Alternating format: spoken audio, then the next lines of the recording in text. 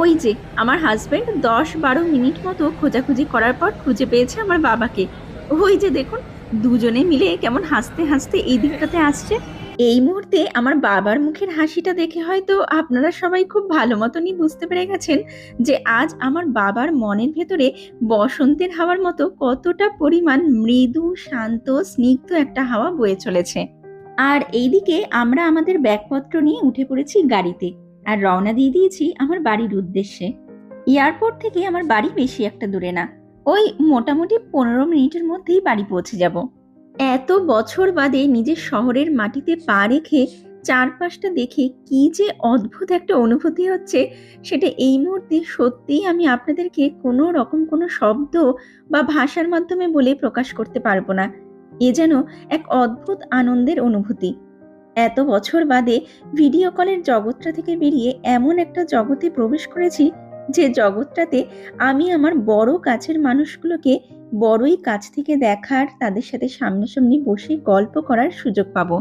এত বছর ধরে যে হোয়াটসঅ্যাপ আর ফেসবুক মেসেঞ্জারের উপরে নির্ভর করে বসে থাকতাম সবাইকে দেখার জন্য, সবার সাথে একটু গল্প করার জন্য, আগামী বেশ কিছুদিনের জন্য আর দরকার নেই কোনো হোয়াটসঅ্যাপের, দরকার নেই কোনো মেসেঞ্জারের। ফোনে নয়, নেক্সট বেশ কিছুদিন সবার সাথে গল্প করব, আড্ডা দেব সামনাসামনি বসে। এই যে পৌঁছে গেছি বাড়ির সামনে। চলুন এবার ধীরে ধীরে ঘরের ভেতরে ঢুকি। আমার মা জানি ওইদিকে আজ সকাল থেকে বারবার করে ঘড়িটার দিকে তাকাচ্ছে, এই ভেবে যে কখন জানি আমরা বাড়িতে আসব। তবে আর কিছুক্ষণের মধ্যেই সেই অপেক্ষার অবসান হতে চলেছে। দেখো মা, দীর্ঘ 6 বছর পর তোমার মেয়ে আর নাতনি এসেছে তোমার বাড়িতে।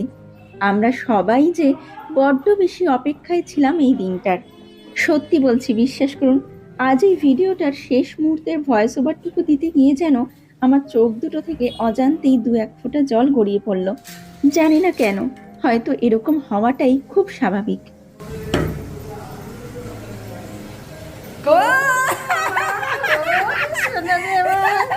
ভালো আছে বাবা?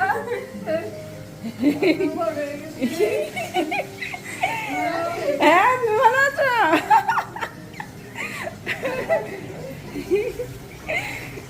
আমার কান্না কেটে চলে এসছে, দেখতে পাচ্ছি আমার